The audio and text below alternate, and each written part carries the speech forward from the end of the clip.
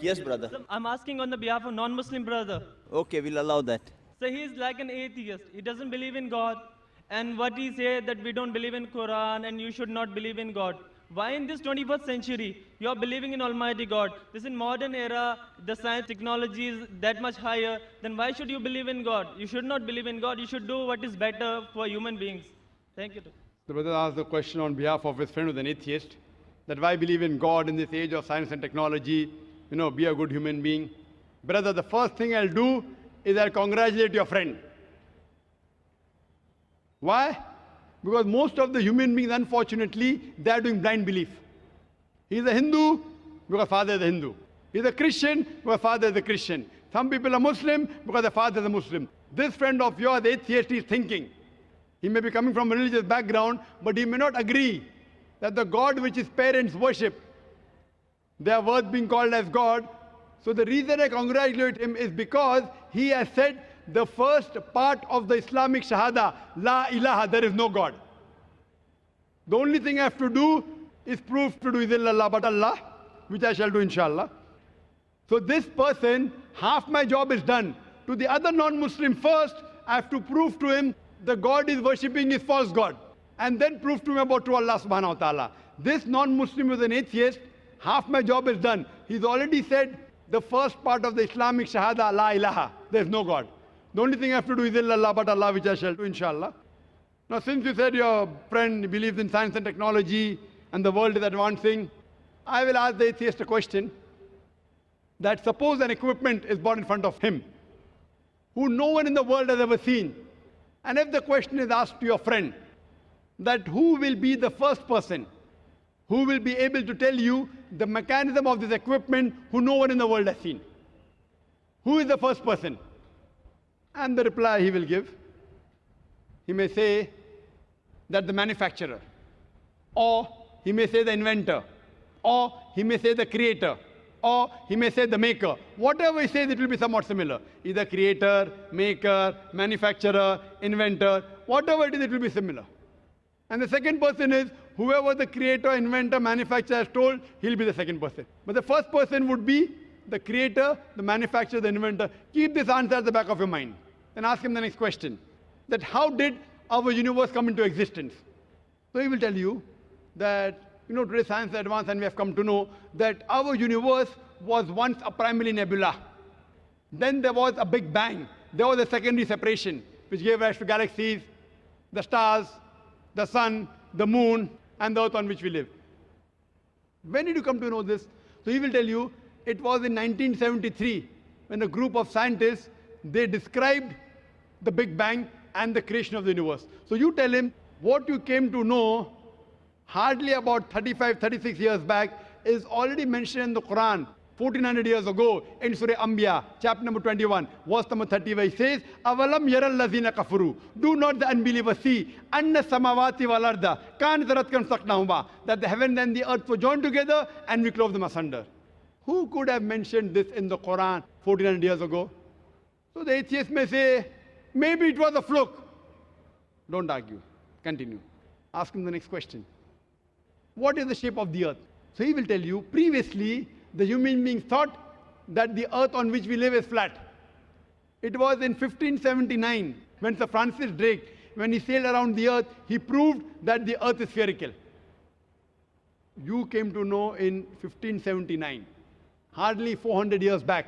Quran mentions 1400 years ago.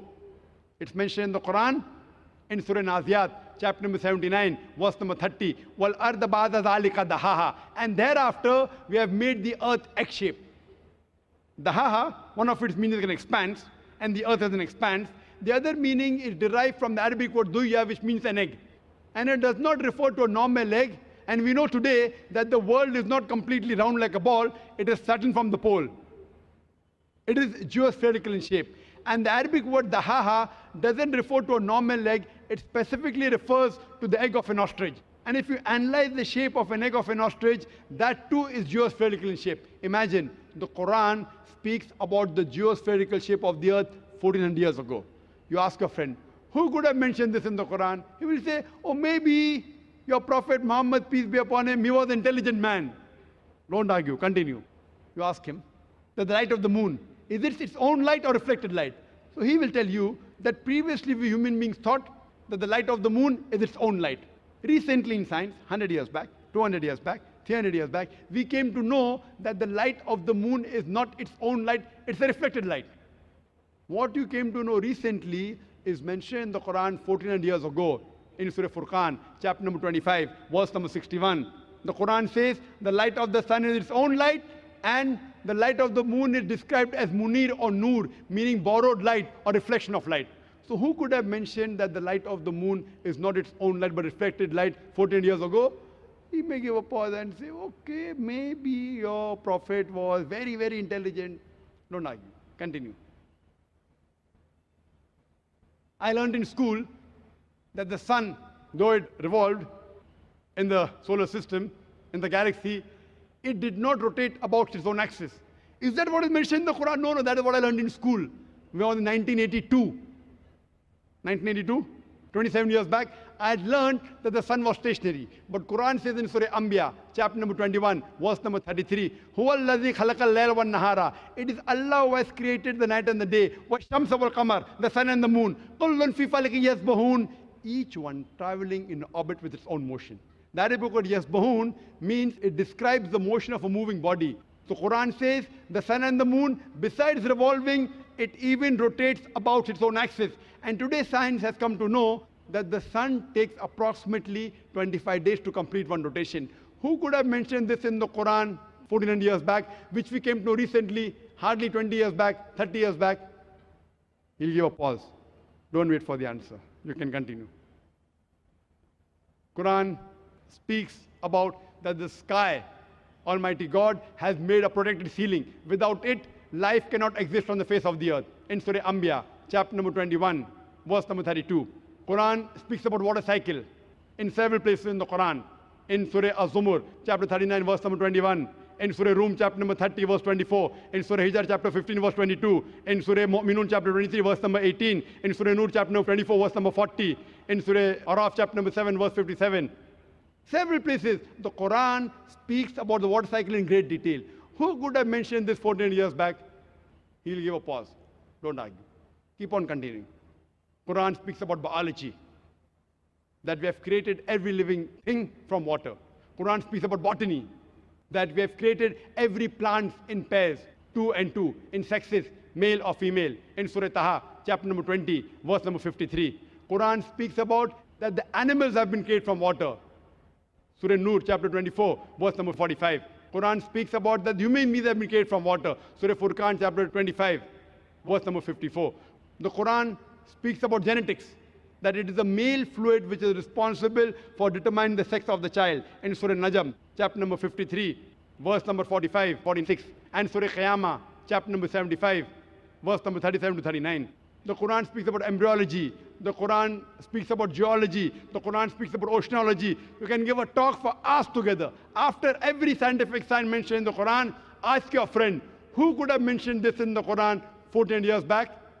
The only reply I can give you is the creator, the manufacturer, the maker, the inventor. This creator, this manufacturer, this inventor, we Muslims call as Allah, we call him God. So today, science is not eliminating God, it is eliminating models of God. La ilaha illallah. That's the reason a famous philosopher by the name of Francis Bacon said, little knowledge of science makes you an atheist, but in-depth knowledge of science brings you closer to Almighty God. So you can ask your friend to see my video cassette, Is the Quran God's Word? And Quran Modern Science, in which there are various other proofs talking about the existence of Allah subhanahu wa ta'ala. Hope that answers the question.